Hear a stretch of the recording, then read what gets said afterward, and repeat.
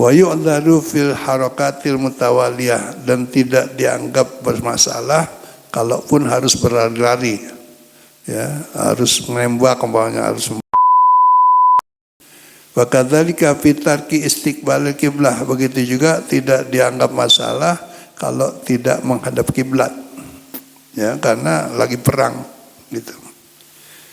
Fa idza hasal al-amnu, kalau memang sudah aman, ya, sudah selesai perangnya, musuh sudah dikalahkan umpamanya gitu, sudah aman, fayutimuha makanahu, maka di mana posisinya waktu setelah sudah aman dan dia belum selesai sholatnya, maka dia menyelesaikan sholatnya di mana dia berada, ya, tidak harus cari tempat lagi, ya, di mana aja gitu. Wala yu'dharu fis siyahi wal kalam, tapi ketika perang seperti itu tidak boleh berteriak-teriak, ya, nggak boleh berteriak-teriak, ya, tidak boleh ngomong, ya, karena lagi sholat. Dalam keadaan sholat seperti itu tetap tidak boleh ngomong, tidak boleh berteriak gitu, ya.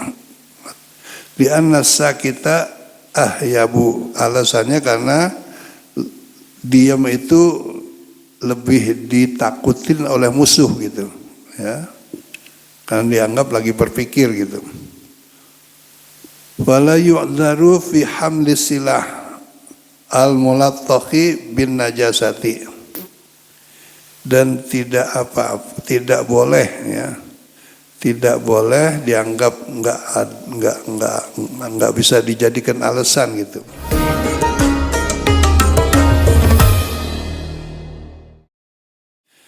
Ketika melaksanakan sholat dalam keadaan syiddatul khauf tadi, untuk membawa senjata. Kalau dulu mungkin senjatanya pakai pedang atau golok sini, tidak dibolehkan membawa golok atau pedang yang berlumuran. Di annahu uzrun nadirun, karena yang seperti itu adalah uzur yang, ya, tidak semuanya gitu. Ini yang disebut salat syiddatul khauf, ya. Masailu fi salatil khaufi, adapun persoalan yang dialami ketika salat khauf ini, yaitu yajuzu hamlu silahi asna as-salati, boleh membawa senjata ketika salat. Bal yusannu, bahkan disunatkan bawa senjata idza khaufal adu, kalau di situ dikhawatirkan nanti akan berhadapan dengan musuh. Wa idza tanajjasa alqahu, kalau senjatanya itu nanti kena najis, ya dilepas, ya, nggak boleh dibawa. Illa idza turra fayumsikuhu alaihi alqada, kecuali dalam keadaan memang terpaksa, kalau dia lepas senjatanya bisa musuh jadi bisa lebih leluasa gitu menyerang, padahal senjatanya udah kena najis. Boleh dalam keadaan terpaksa untuk pegang senjata tadi, tapi nanti sholatnya dikodok, ya, sholat yang dikerjakan dengan membawa senjata yang ada najisnya itu tetap sholatnya diselesaikan, cuman nanti dikodok, ya, karena orang sholat itu kitaban mauquta, harus dikerjakan pada waktunya, ya. Nah, setelah keadaan darurat seperti itu tetap sholatnya dikerjakan, cuman nanti setelah nggak ada masalah akan wajib dikodok gitu. Fayumsikuhu wa alaihil kodok. Yang kedua, yajuzu lahu ayyusalliya salata syiddatil khauf, boleh mengerjakan salat yang disebut salat syiddatil khauf idza khaufa hariqan, jika terjadi kebakaran. Kita lagi sholat, berarti syiddatul khauf, kalau kita nggak keluar, kita nggak menyelamatkan diri bisa mati. Tapi sholat juga nggak boleh dibatalin, ya udah lari aja gitu. Jadi dibolehkan. Ya.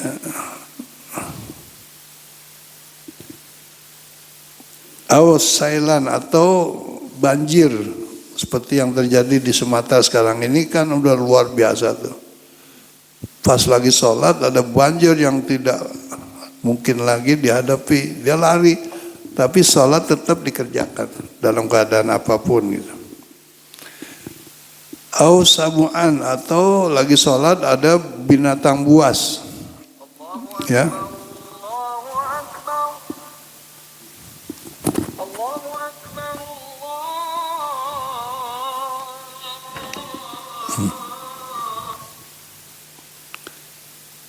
Kalau ada bintang buas, dia harus lari juga nggak apa-apa. Tapi jangan dibatalin sholatnya. Gitu, ya. Al-Ghariman, bahkan indal i'sar.